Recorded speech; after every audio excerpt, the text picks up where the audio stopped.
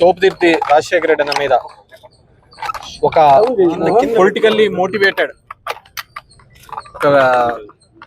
కక్ష సాధింపు చర్యలో భాగంగా ఆయన్ని కేసులో ఇరికిచ్చే కార్యక్రమం చేస్తున్నారు. వాళ్ళు సబ్మిట్ చేసిన రిమాండ్ రిపోర్ట్లోనే రైల్వే పోలీసుల యొక్క ఇన్వెస్టిగేషన్ లో అది సూసైడ్ అని తేలింది క్లియర్ కట్ గా. ఒకసారి రైల్వే పోలీసులు ఒక ఇన్వెస్టిగేషన్ చేసిన తర్వాత మళ్ళీ అదర్ ప్రొసీడింగ్స్ కోసం లోకల్ ఎస్హెచ్ఓకి అప్పగిస్తారు ఆ కేసు. లోకల్ వాళ్ళు మళ్ళీ ఫర్దర్ ఇన్వెస్టిగేషన్ చేసేకి ఏముండదు, మొత్తం అంతా అక్కడే అయిపోచేస్తారు. వాట్స్ మోటివ్ రైల్వే పోలీసు వీళ్ళు మళ్ళీ సెకండ్ టైం ఒక ఇన్వెస్టిగేషన్ చేసి ఈయన్ను ఇరికించే ఒక కార్యక్రమం చేసినారు. అక్కడే వాళ్ళు సబ్మిట్ చేసిన రిమాండ్ రిపోర్ట్లోనే 2 ఆప్షన్లు చూపిస్తున్నారు. ఒకటి జయసింహారెడ్డి అనే ద్వారా జరిగినది ఒక ఆప్షన్ గా, జైపాల్ రెడ్డి అనే అతనిది ఒక ఆప్షన్ గా చూపిస్తున్నారు. అదేవిధంగా ఎప్పుడో 4 ఏళ్ల కిందట ఈయన మాట్లాడిన విషయాన్ని చూపిస్తున్నారు.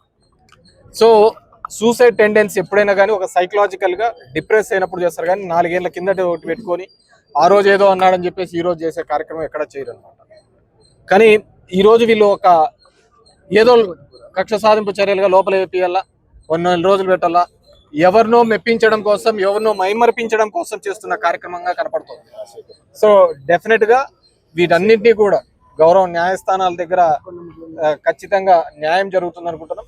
పోలీస్ వ్యవస్థ కూడా ఈరోజు రాష్ట్ర వ్యాప్తంగా చూస్తే గన ఏ విధంగా తెలుగుదేశం పార్టీ వాళ్ళ కేసులు నీరు గార్చే విధంగా, ఎక్కడైనా ఒక గొడవ జరిగి మనం బాధితులే కేసులు పోతా అంటే కౌంటర్ కేసులు కడుతున్నారు. అదేవిధంగా ఇప్పుడు చూసామంటే చంద్రబాబు నాయుడు గారు చాలా కేసులలో ఉండి దగ్గర 164 సాక్షులు విచారించిన కేసులలో మిస్టేక్ ఆఫ్ ది ఫ్యాక్ట్స్ అని చెప్పేసి వేస్తున్నారు, విత్డ్రా చేసుకుంటున్నారు.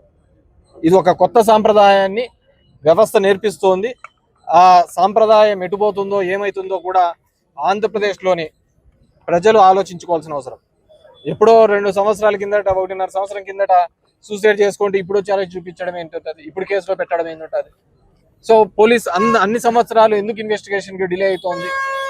ఎఫ్ఐఆర్ కట్టిన తర్వాత మళ్ళీ ఇంకోసారి చేయడం అంటే ఇంకొక కంప్లైంట్ సంవత్సరం తర్వాత తీసుకుంటే ఏముంటుంది, డిలే కదా ఇక్కడ. సో ఇవన్నిటినీ కూడా డెఫినెట్గా రాబో కాలంలో జ్యుడిషియరీ కూడా ఆలోచించుకోవాలి ఎలా చేస్తుందని. గతంలో చూసాం, ఏదైనా కానీ ప్రభుత్వానికి వ్యతిరేకంగా వస్తాయంటే రోజు ముట్టికాయలు వేసినారని పేపర్లో రాస్తూ ఉంటాయి. ఈరోజు చూడండి, రోజు జ్యుడిషియరీ రోజు ఇక్కడ పోలీసు వ్యవస్థ మీద ఏదో కామెంట్ చేస్తూనే ఉంది.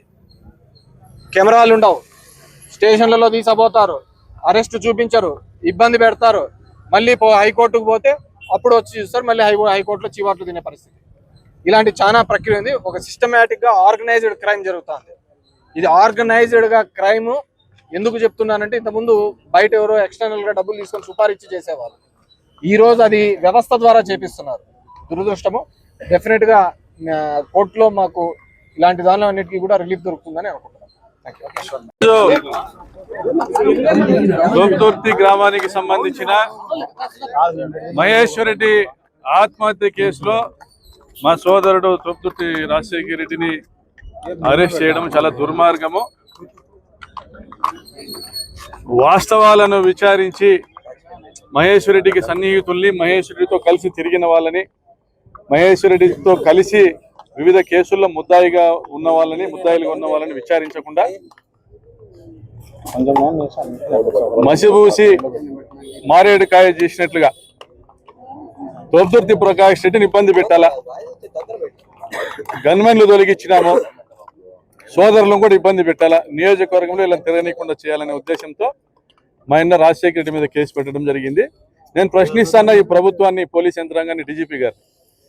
సార్, 2025 ఏప్రిల్లో జరిగినటువంటి ఆత్మహత్య మీరు చెప్తున్న, మీ డిపార్ట్మెంట్ చెప్తున్నది ఆత్మహత్యని. 2025 ఏప్రిల్లో జరిగినటువంటి ఆత్మహత్యకు సంబంధించి రైల్వే వాళ్ళు దీన్ని ఆత్మహత్యగా నిర్ధారించి రూరల్ పోలీస్ స్టేషన్కి అప్పుడే కేసు పంపడం జరిగింది.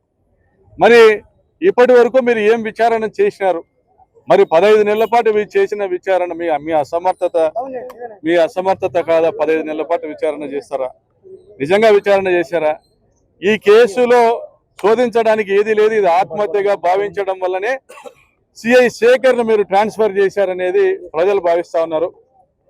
ఈరోజు కేవలము తోపుదుర్తి రాజశేఖర రెడ్డి మీద అక్రమంగా కేసు పెట్టాలనే ఉద్దేశంతోనే ఇది ఇన్ఛార్జ్ సిఐకి అప్పచెప్పి శ్రీకాంత్ యాదవ్కు అప్పచెప్పి మీరు ఈరోజు మీకు కావలసినట్లుగా కేసులు రాయించుకుంటా ఉన్నారు.